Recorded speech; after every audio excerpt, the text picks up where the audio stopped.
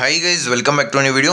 ಈ ಒಂದು video complete ಆಗಿ ಸ್ಕಾಲರ್ಶಿಪ್ಸ್ ಬಗ್ಗೆ ಆಗಿರುತ್ತೆ. ಸೊ ನೀವು ಏನು ಫೀಸ್ ಪೇಮೆಂಟ್ ಮಾಡ್ತೀರಾ 1,20,000 ಆ ಕಂಪ್ಲೀಟ್ ಅಮೌಂಟ್ನ ನೀವು ಈ ಒಂದು ಸ್ಕಾಲರ್ಶಿಪ್ಸ್ ಮುಖಾಂತರ ವಾಪಸ್ ಪಡ್ಕೊಬೋದು. ಅಪ್ ಟು 2 lakh ತನಕ ನೀವು ವಾಪಸ್ ಪಡ್ಕೊಬೋದು. ಸೊ ಇದ್ರ ಬಗ್ಗೆ ಎಲ್ಲ ಕಂಪ್ಲೀಟಾಗಿ ತಿಳಿಸ್ಕೊಡ್ತೀನಿ. ಯಾವೆಲ್ಲ ಸ್ಕಾಲರ್ಶಿಪ್ಸ್ ಇರುತ್ತೆ, ಎಲ್ಲಿ ಅಪ್ಲೈ ಮಾಡಬೇಕು, ಮತ್ತು ಎಷ್ಟು ಕೊಡ್ತಾರೆ, ಪ್ರೋಸೆಸ್ ಯಾವ ರೀತಿ ಇರುತ್ತೆ, ಈ ರೀತಿ ಕಂಪ್ಲೀಟ್ ಡೀಟೇಲ್ಸು ಈ ಒಂದು ವಿಡಿಯೋದಲ್ಲಿ ನಿಮಗೆ ಕ್ಲಿಯರಾಗಿ ಎಕ್ಸ್ಪ್ಲೇನ್ ಮಾಡ್ತೀನಿ. ಆದ್ದರಿಂದ ವಿಡಿಯೋನ ಎಲ್ಲೂ ಸ್ಕಿಪ್ ಮಾಡದೆ ಕೊನೆ ತನಕ ನೋಡ್ತಾ ಹೋಗಿ. ಅದಕ್ಕಿಂತ ಮುಂಚೆ ನೀವೇನು ನಮ್ಮ ಚಾನಲ್ಗೆ ಸಬ್ಸ್ಕ್ರೈಬ್ ಆಗಿಲ್ಲ ಅಂತ ಸಬ್ಸ್ಕ್ರೈಬ್ ಆಗಿ. ಯಾಕೆ ಅಂತ ಹೇಳಿದ್ರೆ KCET ಮುಗಿಯೋ ತನಕ ಕಂಪ್ಲೀಟ್ ಗೈಡೆನ್ಸು ನಮ್ಮ ಚಾನಲಲ್ಲಿ ಫ್ರೀ ಆಗಿರುತ್ತೆ. ಇದ್ರ ಜೊತೆಗೆ ಇದೇ ರೀತಿ ಸ್ಕಾಲರ್ಶಿಪ್ಸ್ ಬಗ್ಗೆ ನಿಮಗೆ ಈಗ ಈ ಒಂದು ವಿಡಿಯೋದಲ್ಲಿ ಸ್ಕಾಲರ್ಶಿಪ್ಸು ಯಾವೆಲ್ಲ ಸ್ಕಾಲರ್ಶಿಪ್ಸ್ ಇದೆ, ಮತ್ತು ಎಷ್ಟು ಕೊಡ್ತಾರೆ, ಮತ್ತು ಪ್ರೋಸೆಸ್ ಯಾವ ರೀತಿ ಇರುತ್ತೆ ಅಂತ ಎಕ್ಸ್ಪ್ಲೇನ್ ಮಾಡ್ತೀನಿ. ನೆಕ್ಸ್ಟ್ ಅಪ್ಕಮಿಂಗ್ ವೀಡಿಯೋಸಲ್ಲಿ ಇಂಡಿವಿಜುವಲ್ ಸ್ಕಾಲರ್ಶಿಪ್ಸು, ಈಗ ಯಾವುದೋ ಒಂದು ಪರ್ಟಿಕ್ಯುಲರ್ ಸ್ಕಾಲರ್ಶಿಪ್ನ ಯಾವ ರೀತಿ ಅಪ್ಲೈ ಮಾಡೋದು, ಸೊ ಅದು ಕಂಪ್ಲೀಟ್ ಪ್ರೋಸೆಸ್ನ ನಿಮಗೆ ಲೈವ್ ಡೆಮೋ ಮಾಡಿ ತಿಳಿಸ್ಕೊಡ್ತೀನಿ. ಆದ್ದರಿಂದ ತುಂಬ ಯೂಸ್ ಆಗುತ್ತೆ. ಯಾರೆಲ್ಲ ನಮ್ಮ ಚಾನಲ್ಗೆ ಇನ್ನೂ ಸಬ್ಸ್ಕ್ರೈಬ್ ಆಗಿಲ್ಲ ಸಬ್ಸ್ಕ್ರೈಬ್ ಆಗಿ, ಮತ್ತು ವೀಡಿಯೋನ 1.5x ಅಥವಾ 2x ಹಾಕೊಂಡು ನೋಡಿ. ಯಾಕೆ ಅಂತ ಹೇಳಿದ್ರೆ ನಿಮ್ಮ ಟೈಮ್ ಸೇವ್ ಆಗುತ್ತೆ. ಸೊ ಬನ್ನಿ ಫ್ರೆಂಡ್ಸ್, ವಿಡಿಯೋನ ಶುರು ಮಾಡೋಣ. ಮೊದಲನೇದಾಗಿ NSP ಮತ್ತು SSP ಮೋಸ್ಟ್ ಆಫ್ ದಿ ಸ್ಟೂಡೆಂಟ್ಸ್ಗೆ ಇದ್ರ ಬಗ್ಗೆ ಗೊತ್ತಿರುತ್ತೆ. ಇದು ಆಲ್ಮೋಸ್ಟ್ ಪ್ರತಿಯೊಬ್ಬರಿಗೂ ಬರುತ್ತೆ. ಯಾರೆಲ್ಲ ಈಗ ಜನರಲ್ ಡಿಗ್ರಿ ಇರ್ಬೋದು ಅಥವಾ ಪ್ರೊಫೆಷನಲ್ ಡಿಗ್ರಿ ಯಾರೆಲ್ಲ ಜಾಯ್ನ್ ಆಗ್ತೀರಾ, ನಿಮಗೆ ಪ್ರತಿಯೊಬ್ಬರಿಗೂ ಈ ಒಂದು ಸ್ಕಾಲರ್ಶಿಪ್ಸ್ ಬರುತ್ತೆ. ಸೊ ಈಗ ಜನರಲ್ ಡಿಗ್ರಿ ಅವ್ರಿಗೆ ಈಗ ಆಲ್ರೆಡಿ ಸ್ಟಾರ್ಟ್ ಆಗಿದೆ. ಮತ್ತು ಯಾರೆಲ್ಲ KCET ಮತ್ತು NEET ಮುಖಾಂತರ ಅಡ್ಮಿಷನ್ ಆಗ್ತೀರಾ, ನಿಮಗೆ ಅಪ್ಕಮಿಂಗ್ ಡೇಸ್, ಈಗ ನಿಮಗೆ ಕಾಲೇಜ್ ಸ್ಟಾರ್ಟ್ ಆದಮೇಲೆ ನಿಮಗೆ USN ಬರೋದಿರುತ್ತೆ. ಸೊ ಈಗ ಡಮ್ಮಿ USN ಕೊಡ್ತಾರೆ ನಿಮಗೆ ನೀವು ಜಾಯ್ನ್ ಆದಮೇಲೆ. ಸೊ ಆವಾಗ ನೀವು ಅದನ್ನು ಯೂಸ್ ಮಾಡಿಕೊಂಡು ಈ ಒಂದು SSPಗೆ ನೀವು ಅಪ್ಲೈ ಮಾಡ್ಬೋದು. ಇದಕ್ಕೆ ನಿಮಗೆ ಇಂಜಿನಿಯರಿಂಗ್ ಸ್ಟೂಡೆಂಟ್ಸ್ಗೆ 20,000 ಸಮಥಿಂಗ್ ಬರುತ್ತೆ. ಸೊ ಬೇರೆ ಒಂದು ಕೋರ್ಸಸ್ಗಳಿಗೆ ಅದು ಡಿಪೆಂಡ್ ಆಗಿರುತ್ತೆ. ಅದು ನಿಮಗೆ ಅಪ್ಕಮಿಂಗ್ ಡೇಸಲ್ಲಿ ನಿಮಗೆ ವಿಡಿಯೋ ಮಾಡಿ ತಿಳಿಸ್ಕೊಡ್ತೀನಿ. ಸೊ ನೀವು ಒಂದು ID ಕ್ರಿಯೇಟ್ ಮಾಡ್ಕೋಬೇಕಾಗುತ್ತೆ, SSP ID. ಸೊ ಆ ಒಂದು ID ಮುಖಾಂತರ ನೀವು ಲಾಗಿನ್ ಆಗಿ ಈಸಿಯಾಗಿ SSPಗೆ ಅಪ್ಲೈ ಮಾಡ್ಬೋದು. ಇದು ಪ್ರತಿಯೊಬ್ಬರಿಗೂ ನಿಮಗೆ 100% ಬಂದೇ ಬರುತ್ತೆ. ಬಟ್ ನೀವು ಯಾವುದೇ ರೀತಿ ಮಿಸ್ಟೇಕ್ಸ್ನ ಮಾಡದೆ ಎಲ್ಲ ಡೀಟೇಲ್ಸು ಕರೆಕ್ಟಾಗಿ ಹಾಕಿದರೆ ನಿಮಗೆ ಖಂಡಿತ ಬಂದೇ ಬರುತ್ತೆ. ಸೊ ಅದರಿಂದ ಮಿಸ್ಟೇಕ್ಸ್ ಮಾಡೋದಕ್ಕೆ ಹೋಗ್ಬಾರ್ದು, ನೀಟಾಗಿ ಅಪ್ಲೈ ಮಾಡಿ. ಸೊ ಸಿಂಪಲ್ ಆಗಿರುತ್ತೆ. ನೆಕ್ಸ್ಟು NSP ಇರುತ್ತಲ್ಲ, ಸೊ ಇದು ರಿಲಿಜಿಯಸ್ ಮೈನಾರಿಟಿ ಮತ್ತು ಫಿಸಿಕಲ್ ಡಿಸಬಿಲಿಟೀಸ್ ಇರುತ್ತಲ್ಲ ಸ್ಟೂಡೆಂಟ್ಸ್ಗೆ, ಸೊ ಅಂಥವ್ರಿಗೆ ಮೇಯ್ನ್ ಇಂಪಾರ್ಟೆನ್ಸ್ ಕೊಡ್ತಾರೆ. ಇದ್ರ ಬಗ್ಗೆ ನಿಮಗೆ ನೆಕ್ಸ್ಟ್ ಅಪ್ಕಮಿಂಗ್ ವಿಡಿಯೋ ಮಾಡಿ ತಿಳಿಸ್ಕೊಡ್ತೀನಿ, ಒಂದು ಡೆಡಿಕೇಟೆಡ್ ವಿಡಿಯೋ ಈ ಒಂದು SSP ಮತ್ತು NSP ಬಗ್ಗೆ. ಸೊ ಇದು ಅರ್ಥ ಆಯಿತು ಅಂತ ಅಂದ್ಕೊತೀನಿ. ನೆಕ್ಸ್ಟು ಈಗ ಹೇಳಿದಲ್ಲ, ಇದರಲ್ಲಿ ನಿಮಗೆ ಅಪ್ ಟು 20,000 ತನಕ ಬರುತ್ತೆ ಇಂಜಿನಿಯರಿಂಗ್ ಸ್ಟೂಡೆಂಟ್ಸ್ಗೆ. SC ST ಸ್ಟೂಡೆಂಟ್ಸ್ಗೆ 90,000 ತನಕ ಈ ಒಂದು ಸ್ಕಾಲರ್ಶಿಪ್ ಕೊಡ್ತಾರೆ. SC ST ಸ್ಟೂಡೆಂಟ್ಸ್ಗೆ SSP ಮುಖಾಂತರ ನಿಮಗೆ 90K ತನಕ ಬರುತ್ತೆ. ಸೊ ಇದು ಅರ್ಥ ಆಯಿತು. ನೆಕ್ಸ್ಟು ಪ್ರೈಸ್ ಮನಿ ಅಂತ ಕೊಡ್ತಾರೆ. ಸೊ ಇದು ಯಾರಿಗೆ? SC ST ಸ್ಟೂಡೆಂಟ್ಸ್ಗೆ ಅಪ್ ಟು ನಿಮಗೆ 20,000 ತನಕ ಕೊಡ್ತಾರೆ. ನೀವು ಜಸ್ಟು ಪಾಸ್ ಆಗಿದ್ರೆ ಸಾಕು. ಸೊ ಇಲ್ಲಿ ಕೊಟ್ಟಿದ್ದಾರೆ ನೋಡಿ, ಇಲ್ಲಿ ನಿಮಗೆ ಇದ್ರ ಬಗ್ಗೆ ಸಪ್ರೇಟ್ ವಿಡಿಯೋ ಮಾಡಿ ತಿಳಿಸ್ಕೊಡ್ತೀನಿ. ಸೆಕೆಂಡ್ PUC ನಿಮ್ಮದು ಕಂಪ್ಲೀಟ್ ಆಗಿತ್ತು ಅಂತ ಹೇಳಿದ್ರೆ ನೀವು 20,000 ಕೊಡ್ತಾರೆ ನಿಮಗೆ. ಸೊ ಇದಕ್ಕೆ ಸಪ್ರೇಟಾಗಿ ಅಪ್ಲೈ ಮಾಡಬೇಕು. ಈ ಒಂದು ವೆಬ್ಸೈಟ್ ಇರುತ್ತಲ್ಲ, ಇದಕ್ಕೆ ಸಪ್ರೇಟಾಗಿ ಹೋಗಿ ಅಪ್ಲೈ ಮಾಡಬೇಕು. ಮತ್ತು ಸೆಕೆಂಡ್ PUC ಅವ್ರಿಗೆ, ಮತ್ತು ಡಿಗ್ರಿ, ಮತ್ತು ಎನಿ ಪೋಸ್ಟ್ ಗ್ರ್ಯಾಜುಯೇಟ್ಸ್, ಮತ್ತು ಇದ್ರ ಬಗ್ಗೆ ನಿಮಗೆ ಸಪ್ರೇಟ್ ವಿಡಿಯೋ ಮಾಡಿ ತಿಳಿಸ್ಕೊಡ್ತೀನಿ. ಸೊ ಇದ್ರ ಬಗ್ಗೆ ಒಂದು ಸ್ವಲ್ಪ ತಿಳ್ಕೊಳ್ಳಿ. ಯಾರಿಗೆ? ಸೊ ಪ್ರೈಸ್ ಮನಿ ಅಂತ ಇರುತ್ತೆ. ಸೊ SC ST ಸ್ಟೂಡೆಂಟ್ಸ್ಗೆ ಮಾತ್ರ. ನೆಕ್ಸ್ಟು ರೈತ ವಿದ್ಯಾನಿಧಿ, ಇದು ಯಾರಿಗೆ ಬರುತ್ತೆ ಅಂತ ಹೇಳಿದ್ರೆ, ನಿಮ್ಮ ತಂದೆ ಅಥವಾ ತಾಯಿ ಹತ್ರ ಅವರ ಹೆಸರಲ್ಲಿ ಜಮೀನು ಇರಬೇಕು. ಸೊ ಹೊಲ ಇದ್ದರೆ ನಿಮಗೆ ರೈತ ವಿದ್ಯಾನಿಧಿ. ಸೊ CM ಅವರ ಒಂದು ಸ್ಕೀಮ್ ಇದು. ಸೊ ಇದು ಲಾಸ್ಟ್ ಇಯರ್ ಕೊಟ್ಟಿರಲಿಲ್ಲ, ಬಟ್ ಈ ವರ್ಷ ಮತ್ತೆ ಸ್ಟಾರ್ಟ್ ಮಾಡಿದ್ದಾರೆ. ಈ ಒಂದು ಏನಿದೆ Vidyasiri, so food and accommodation scheme. So ಈ ಒಂದು ಇದಕ್ಕೆ ನೀವು ಅರ್ಜಿಯನ್ನು ಸಲ್ಲಿಸ್ಬೋದು. ರೈತ ವಿದ್ಯಾನಿಧಿ ಈ ರೀತಿ ನಿಮಗೆ ನಿಮ್ಮ ಪೇರೆಂಟ್ಸ್ ಹೆಸರಲ್ಲಿ ಹೊಲ ಅಥವಾ ಏನೋ ಜಮೀನಿತ್ತು ಅಂತ ಹೇಳಿದ್ರೆ ನೀವು ರೈತರ ಮಕ್ಕಳ ಅಂತ ನಿಮಗೆ ಎಷ್ಟು ಒಂದು ಸಮಥಿಂಗ್ ಅಮೌಂಟ್ನ ಕೊಡ್ತಾರೆ. ಸೊ ಅದ್ರ ಬಗ್ಗೆ ನೆಕ್ಸ್ಟ್ ವೀಡಿಯೋಸ್ ಮಾಡಿ ತಿಳಿಸ್ಕೊಡ್ತೀನಿ. ನೆಕ್ಸ್ಟು ಈಗ ಫುಡ್ ಆ್ಯಂಡ್ ಅಕೊಮಿಡೇಷನ್. ಸೊ ಈ ಒಂದು ಸ್ಕಾಲರ್ಶಿಪ್ ಯಾವ ರೀತಿ ಅಂತ ಹೇಳಿದ್ರೆ, ಈಗ ನೀವು ಇದು ಈ ಒಂದು ವೆಬ್ಸೈಟ್ ಇದೆಯಲ್ಲ, ಏನು ಈ ಒಂದು ವೆಬ್ಸೈಟ್ಗೆ, ವಿದ್ಯಾಸಿರಿ ವೆಬ್ಸೈಟ್ಗೆ ನೀವು ಹೋಗಿ ಏನಿರುತ್ತೆ ಇಲ್ಲಿ ಕಂಪ್ಲೀಟ್ ಡೀಟೇಲ್ಸ್ ಇರುತ್ತೆ. ಸೊ ನಿಮ್ಮ ಡೀಟೇಲ್ಸ್ ಏನು ಹಾಕಬೇಕು, ನಿಮಗೆ ಹಾಸ್ಟೆಲ್ ರಿಕ್ವೈರ್ಮೆಂಟ್ ಇರುತ್ತೆ ಅಂತ ನೀವು ಅರ್ಜಿ ಸಲ್ಲಿಸಬೇಕು.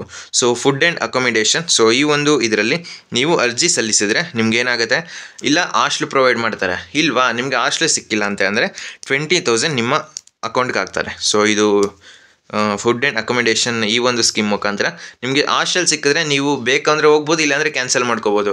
ಬಟ್ ನೀವು ಅರ್ಜಿಯನ್ನು ಸಲ್ಲಿಸಿದ್ರೆ ಈ ಒಂದು ಫುಡ್ ಆ್ಯಂಡ್ ಅಕೊಮಿಡೇಷನ್ಗೆ ನಿಮಗೆ ಹಾಸ್ಟೆಲ್ ಸಿಕ್ಕಿದ್ರೆ ಅಮೌಂಟ್ ಕೊಡಲ್ಲ, ಹಾಸ್ಟೆಲ್ ಸಿಗಲಿಲ್ಲ ಅಂದರೆ ನಿಮಗೆ 20,000 ಅಮೌಂಟ್ಗೆ ಟ್ರಾನ್ಸ್ಫರ್ ಮಾಡ್ತಾರೆ. ಸೊ ಇದು ಒಂದು ಅರ್ಥ ಆಯಿತು ಅಂತ ಅಂದ್ಕೊತೀನಿ.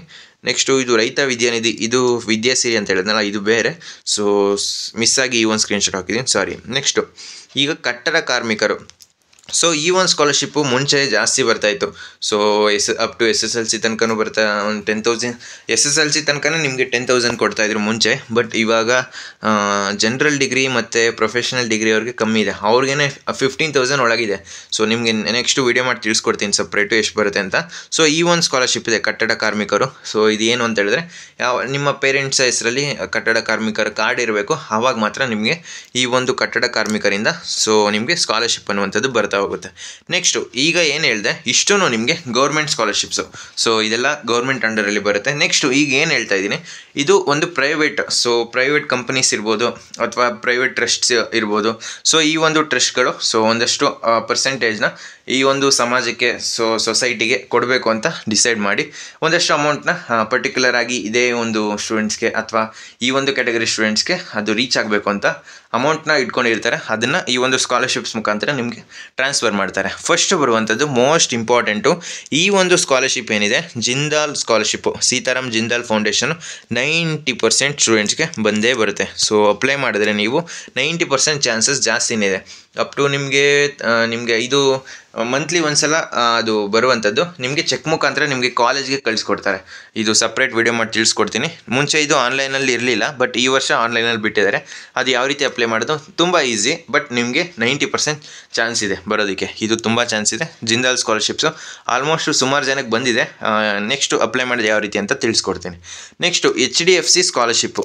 ಸೊ ಈ ಒಂದು ಸ್ಕಾಲರ್ಶಿಪ್ಪು ಯಾವ ರೀತಿ ಅಂತ ಹೇಳಿದ್ರೆ ನಿಮ್ಮ ಮೆರಿಟ್ ಮೇಲೆ, ಸೊ ಪ್ರತಿಯೊಬ್ಬರಿಗೂ ಬರುತ್ತೆ. ಈಗ ನೀವು ಫಸ್ಟ್ ಇಯರ್ ಜಾಯ್ನ್ ಆಗಿ ನೆಕ್ಸ್ಟು ಈಗ ಫಸ್ಟ್ ಇಯರ್ಗೆ ನಿಮಗೆ ಈ ಒಂದು ಸ್ಕಾಲರ್ಶಿಪ್ಪು ಅಪ್ರೂವ್ ಆಯಿತು, ನಿಮಗೆ ಬಂತು ಅಂತ ಹೇಳಿದ್ರೆ ನೆಕ್ಸ್ಟ್ 4 ಇಯರ್ಸು ಕೂಡ ನಿಮಗೆ ಈ ಒಂದು ಸ್ಕಾಲರ್ಶಿಪ್ಪು 100% ಬರುತ್ತೆ. ಬಟ್ ನೀವು ಯಾವುದೇ ರೀತಿ ಬ್ಯಾಕ್ಲಾಗ್ಸು ಅದನ್ನು ಉಳಿಸ್ಕೋಬಾರ್ದು, ಆವಾಗ ಮಾತ್ರ ಈ ಒಂದು ಸ್ಕಾಲರ್ಶಿಪ್ಸು ಕಂಟಿನ್ಯೂಸ್ ಆಗಿ ಬರುತ್ತೆ. ಆದ್ದರಿಂದ ಈ ಒಂದು HDFC ಸ್ಕಾಲರ್ಶಿಪ್ ಏನಿದೆ ಇದು ಒಬ್ಬರು ಯೂಟ್ಯೂಬರ್ಗೂ ಬಂದಿದೆ. ಸೊ ನಿಮಗೆ ಗೊತ್ತಿರ್ಬೋದು, ನೋಡಿರ್ತೀರ ಅಂತ ಅನ್ಕೊತೀನಿ. ಗಣಿ ಎಜು ಎಕ್ಸ್ಪ್ಲೋರ್ ಅವರ ತಮ್ಮನಿಗೂ ಬಂದಿದೆ. ನೆಕ್ಸ್ಟು ಈಗ ರಿಲಯನ್ಸು. ಸೊ ರಿಲಯನ್ಸು ಆಲ್ಮೋಸ್ಟ್ ಇದು ಕೂಡ ಜಾಸ್ತಿ ಜನಕ್ಕೆ ಕೊಡ್ತಾರೆ. ಆದರೆ ಎಲ್ಲ ಹೇಳಿದ್ನಲ್ಲ, ಎಲ್ಲ ಮೆರಿಟ್ ಬೇಸ್ ಮೇಲೆ ನಿಮಗೆ ಅಮೌಂಟು ಬರುವಂಥದ್ದು. ಈ ಒಂದು ರಿಲಯನ್ಸ್ ಸ್ಕಾಲರ್ಶಿಪ್ಪು ಲಾಸ್ಟ್ ಇಯರ್ ಬಂದಿತ್ತು ಮತ್ತು ಅದರ ಲಾಸ್ಟ್ ಇಯರಿಂದ ಸ್ಟಾರ್ಟ್ ಮಾಡಿರೋದು. ಇದರಲ್ಲೂ ಕೂಡ ನಿಮಗೆ ಇದೇನು ಹೇಳಿದೆ HDFC ಸ್ಕಾಲರ್ಶಿಪ್ಪು, ಇದರಲ್ಲಿ 50,000 ತನಕನೂ ಬರುತ್ತೆ. ಸೊ 50,000 ತನಕ ಈ ಒಂದು HDFC ಸ್ಕಾಲರ್ಶಿಪ್ನ ಪಡ್ಕೊಬೋದು. ಮತ್ತು ರಿಲಯನ್ಸಲ್ಲೂ ಅಷ್ಟೇ ನಿಮಗೆ ಮೆರಿಟ್ ಮುಖಾಂತರ ಕೊಡ್ತಾರೆ. ಆದರೆ ಕಡಿಮೆ ಸ್ಟೂಡೆಂಟ್ಸ್ಗೆ ರಿಲಯನ್ಸಲ್ಲಿ ನಿಮಗೆ ಲಿಮಿಟೆಡ್ ಸ್ಟೂಡೆಂಟ್ಸು, ಈಗ 3,000 ಸ್ಟೂಡೆಂಟ್ಸ್ಗಿರ್ಬೋದು. ನೀವು ಎಷ್ಟು ಜನನಾದ್ರು ಅಪ್ಲೈ ಮಾಡಿರಿ, 10,000 1 lakh ಸ್ಟೂಡೆಂಟ್ಸ್ ಅಪ್ಲೈ ಮಾಡಿದ್ರು, ಅದರಲ್ಲಿ ಮೆರಿಟ್ ಬೇಸಿಸ್ ಮುಖಾಂತರ ಯಾರ ಸ್ಟೂಡೆಂಟ್ಸ್ದ ಮಾರ್ಕ್ಸು ಜಾಸ್ತಿ ಇರುತ್ತೆ. ಸೊ ಅಂಥವ್ರಿಗೆ ಫಸ್ಟ್ ಪ್ರಿಫರೆನ್ಸ್ ಕೊಟ್ಟು ಈ ಒಂದು ರಿಲಯನ್ಸು ಮತ್ತು ಇಲ್ಲೇನು ಹೇಳಿದೆ ನಿಮಗೆ HDFC ಇರ್ಬೋದು ಮತ್ತು ರಿಲಯನ್ಸ್ ಇರ್ಬೋದು, ಕೊಟಕ್ ಮತ್ತು ಕನ್ಯಾ ಅಂತ ಇದೆಯಲ್ಲ, ಈ ಒಂದು ಸ್ಕಾಲರ್ಶಿಪ್ಪು ಈ ಎಲ್ಲ ಪೂರ್ತಿ ಇದೆಲ್ಲ ಡಿಪೆಂಡ್ ಆಗಿರುವಂಥದ್ದು ನಿಮ್ಮ ಮಾರ್ಕ್ಸ್ ಮೇಲೆ. ಸೊ ಮೆರಿಟು ನೀವು ನಿಮ್ಮ CGPA ಇದನ್ನೆಲ್ಲ ಕರೆಕ್ಟಾಗಿ ಮೈಂಟೈನ್ ಮಾಡಿದ್ರಿ ಅಂತ ಹೇಳಿದ್ರೆ ನಿಮಗೆ ಖಂಡಿತ ಒಂದು ಒಳ್ಳೆ ಅಮೌಂಟ್ನ ನೀವು ಪಡ್ಕೊಬೋದು. ಇದೂ ಅಷ್ಟೇ, ಇದರಲ್ಲೂ ನಿಮಗೆ ಅಪ್ ಟು 50,000 ತನಕ ಕೊಡ್ತಾರೆ. ನೆಕ್ಸ್ಟು ಕೋಟಕ್ ಕನ್ಯಾ ಅಂತ ಇದೊಂದು ಸ್ಕಾಲರ್ಶಿಪ್ ಇದೆ. ಇದರಲ್ಲೂ ನಿಮಗೆ get 1.5 lakh per year till course completion. ಈ ರೀತಿ ನಿಮಗೆ 1,50,000 ತನಕ ಪೂರ್ತಿ ಕೋರ್ಸ್ ಮುಗಿಯೋ ತನಕನೂ ನಿಮಗೆ ಬರ್ತಾ ಇರುತ್ತೆ. ಈ ರೀತಿ ಇದನ್ನು ಸಪ್ರೇಟು ನಿಮಗೆ ಬಡ್ಡಿ ಫಸ್ಟ್ ಸ್ಟಡಿ ಅಂತ ಇದೆಯಲ್ಲ, ಈ ಒಂದು ವೆಬ್ಸೈಟಲ್ಲಿ ಎಲ್ಲ ಸ್ಕಾಲರ್ಶಿಪ್ಸು ಪ್ರತಿಯೊಂದು ಸ್ಕಾಲರ್ಶಿಪ್ಸು ಈ ಒಂದು ವೆಬ್ಸೈಟಲ್ಲಿ ಅಪ್ಡೇಟ್ ಆಗಿರುತ್ತೆ. ನೀವು ಇದನ್ನು ಒಂದು 10 to 15 ಮಿನಿಟ್ಸ್ ನೀವು ಟೈಮ್ ಕೊಟ್ಟು ಅಪ್ಲೈ ಮಾಡಿದ್ರಿ ಅಂತ ಹೇಳಿದ್ರೆ ನಿಮಗೆ ಬರದೇ ಇರಲಿ, ನಿಮ್ಮ ಅಪ್ಲೈ ಮಾಡುವ ಕರ್ತವ್ಯನ ನೀವು ಮಾಡಿ. ಲಕ್ಕು ಚೆನ್ನಾಗಿತ್ತು ಅಂತಂದರೆ ನಿಮಗೆ ಎಲ್ಲ ಸ್ಕಾಲರ್ಶಿಪ್ಸು ಬರ್ಬೋದು, ಅಥವಾ ಅಷ್ಟರಲ್ಲಿ 1-2 ಬರ್ಬೋದು. ಆದ್ದರಿಂದ ಮಿಸ್ ಮಾಡ್ಕೋಬೇಡಿ, ಪ್ರತಿಯೊಬ್ಬರು ಕೂಡ ಅಪ್ಲೈ ಮಾಡಿ. ನೆಕ್ಸ್ಟು ಈ ಒಂದು ಟಾಟಾ ಸ್ಕಾಲರ್ಶಿಪ್ಪು. ಸೊ ಇದೇನಿದೆ ಅವಾರ್ಡ್ ಅಪ್ ಟು 80% ಆಫ್ ನಿಮಗೆ ಕೋರ್ಸ್ ಫೀಸು, ಏನು ನೀವು ಫೀಸ್ ಪೇಮೆಂಟ್ ಮಾಡ್ತೀರಾ ಅದರಲ್ಲಿ 80% ಈ ಒಂದು ಸ್ಕಾಲರ್ಶಿಪ್ ಮುಖಾಂತರ ನಿಮಗೆ ಅಮೌಂಟ್ನ ಪೇ ಮಾಡ್ತಾರೆ. ಈಗ 1 lakh ಪೇ ಮಾಡಿದರೆ ನಿಮಗೆ 80,000 ತನಕ ನಿಮಗೆ ಅಮೌಂಟ್ನ ಪೇ ಮಾಡ್ತಾರೆ. Ranging from 10,000 to 12,000 which ever is less. So ಇದ್ರ ಬಗ್ಗೆ ನಿಮಗೆ ಸಪ್ರೇಟ್ ವಿಡಿಯೋ ಮಾಡಿ ತಿಳಿಸ್ಕೊಡ್ತೀನಿ. ಇಲ್ಲಿ ನೋಡಿ 10,000 ಮಿನಿಮಮ್ ಇಷ್ಟು ಕೊಡ್ತಾರೆ. ನೀವು ಆದರೆ ಸೆಲೆಕ್ಟ್ ಆಗಬೇಕು.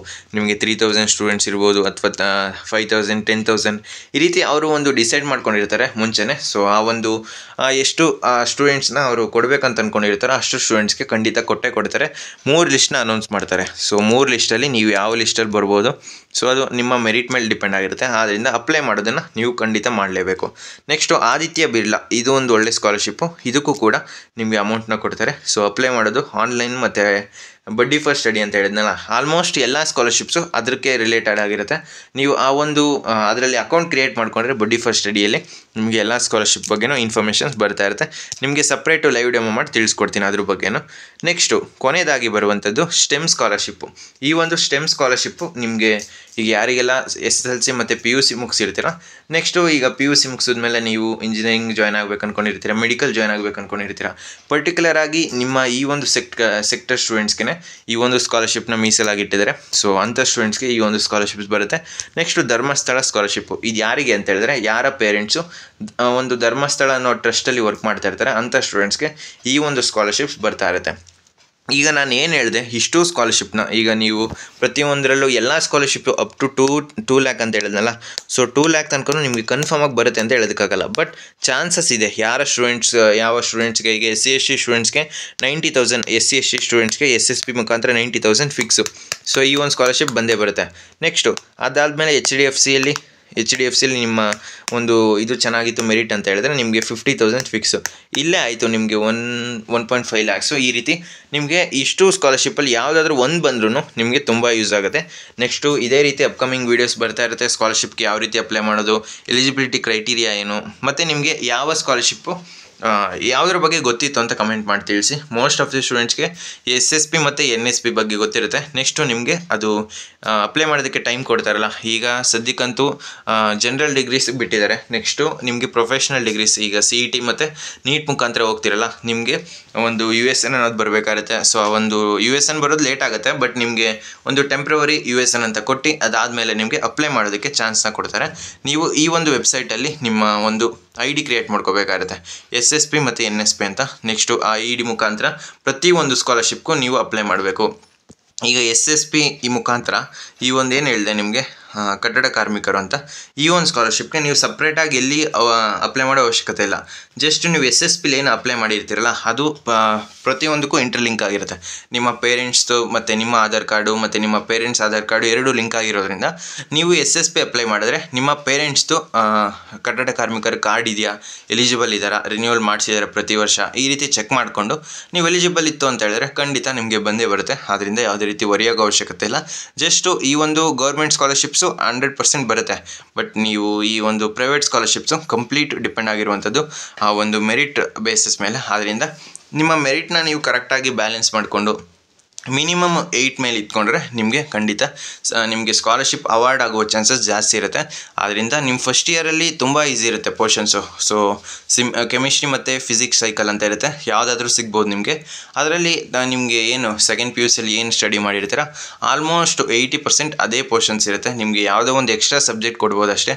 ಅದು ಬಿಟ್ಟರೆ ನಿಮಗೆ ಫಿಸಿಕ್ಸ್ ಇರುತ್ತೆ, ಮ್ಯಾಥ್ಸ್ ಅಂತೂ ಕಂಪಲ್ಸರಿ ನಿಮಗೆ ಅಪ್ ಟು ನಿಮಗೆ 4th ಸೆಮ್ ತನಕ ಇರುತ್ತೆ. ನೀವು ಕರೆಕ್ಟಾಗಿ ಯೂಟಿಲೈಸ್ ಮಾಡಿಕೊಂಡ್ರೆ ಈ ಎಲ್ಲ ಸ್ಕಾಲರ್ಶಿಪ್ಸ್ನ ಈಸಿಯಾಗಿ ಪಡ್ಕೊಬೋದು. ಈ ಒಂದು ವಿಡಿಯೋ ಹೆಲ್ಪ್ಫುಲ್ ಆಗಿತ್ತು ಅಂತ ಅನ್ಕೊತೀನಿ. ಬೇರೆ ಏನಾದರೂ ಡೌಟ್ಸ್ ಇದ್ದರೆ ಕಮೆಂಟ್ ಬಾಕ್ಸಲ್ಲಿ ತಿಳಿಸಿ. ಸೊ ಫ್ರೆಂಡ್ಸ್, ಈ ವಿಡಿಯೋ ನಿಮ್ಗೆ ಇಷ್ಟವಾಗಿತ್ತು ಅಂದರೆ ಲೈಕ್ ಮಾಡಿ, ಕಮೆಂಟ್ ಮಾಡಿ ಮತ್ತು ನಿಮ್ಮ ಫ್ರೆಂಡ್ಸ್ಗೆಲ್ಲ ಈ ವಿಡಿಯೋನ ಶೇರ್ ಮಾಡಿ.